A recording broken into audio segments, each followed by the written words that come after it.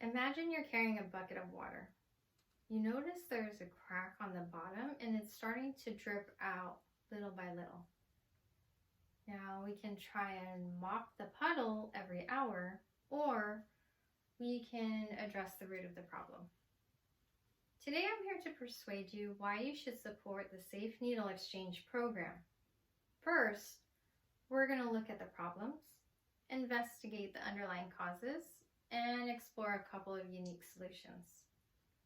The object is to stop drug use altogether, but if we can't stop it, we can at least slow it down. Let's go ahead and jump into the first problem. Outbreaks can occur anytime, anywhere. According to the USA Today, on May 8th, 2019, an outbreak occurred in Scott County, Indiana.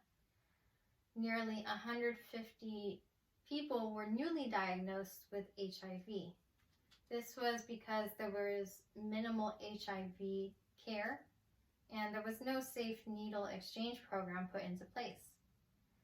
The problem began when addicts were reusing or sharing their already infected needles, and this is what led to the mass outbreak.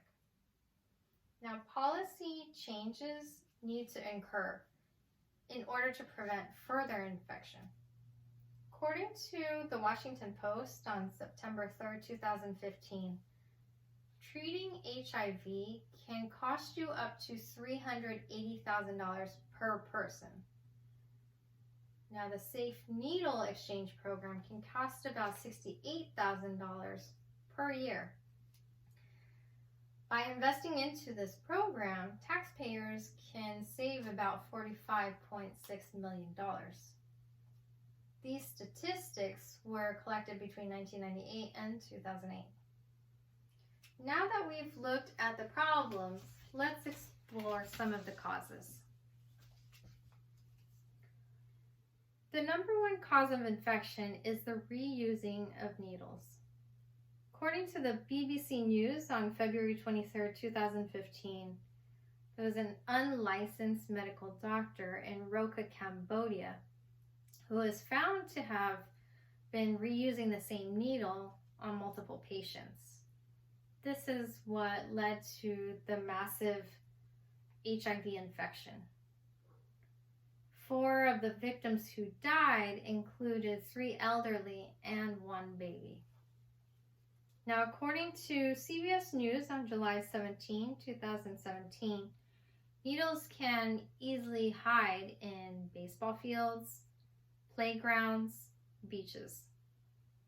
Some communities even deem it as a rite of passage for a child to find their first needle when playing in the playground. There was even one child who found a needle, put it in her mouth, and thought it was a thermometer. Luckily, nothing happened to this child. Now that we've explored some of the causes, let's provide you a couple of unique solutions. So moving forward, let's focus on what works. The Safe Needle Exchange program is meant to intervene overdoses and prevent deaths. The Guardian on June 23rd, 2017 said that the purpose is to provide an opportunity for patients to transition into a detox program.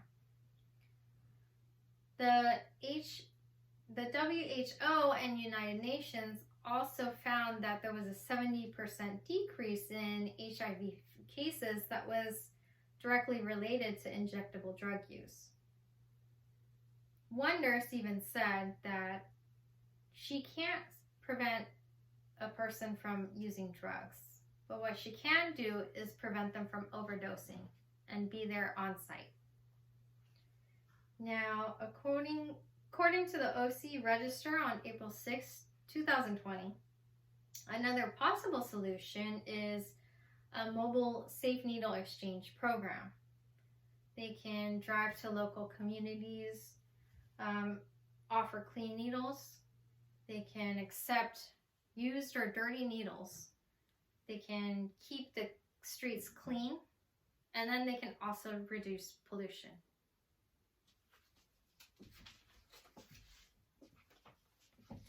So today, I tried to persuade why you should support the Safe Needle Exchange program.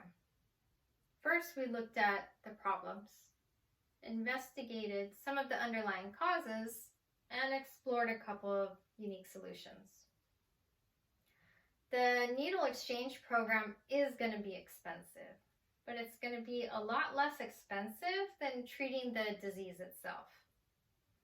I want you to educate yourself, inform others that in order to prevent further spread of infection, we need to redirect people towards these detox programs and encourage them to use these safe needle exchange programs.